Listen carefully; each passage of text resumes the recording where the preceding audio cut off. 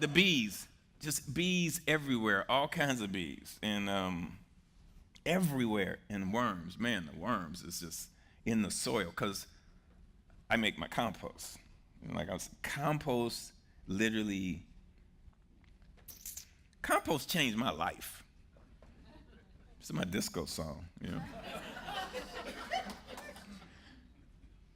It changed my life in the sense that it let you know that nothing dies, ever.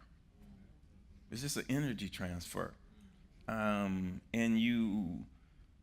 it's so simple, but yet so complex at the same time.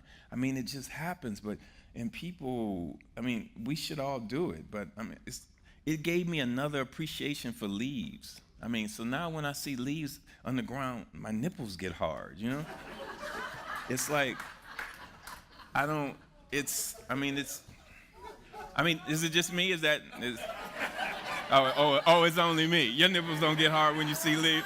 Whatever. That's pretty much you.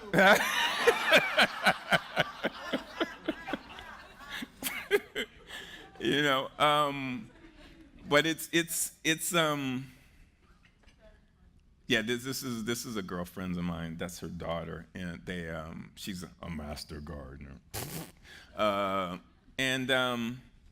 No, I mean, compost, it just, when you see that you put this carbon and this nitrogen, this so-called dead, dry thing and this green thing together, how do you get 150, 160 degrees if it was dead?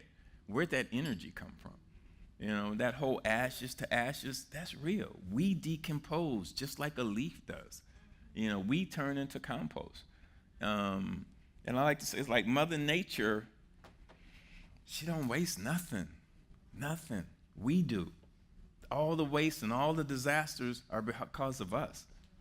And we need to get together and stop that. I'm gonna assume that the church learned this a long time ago. I'm just gonna assume this though. That free is not sustainable.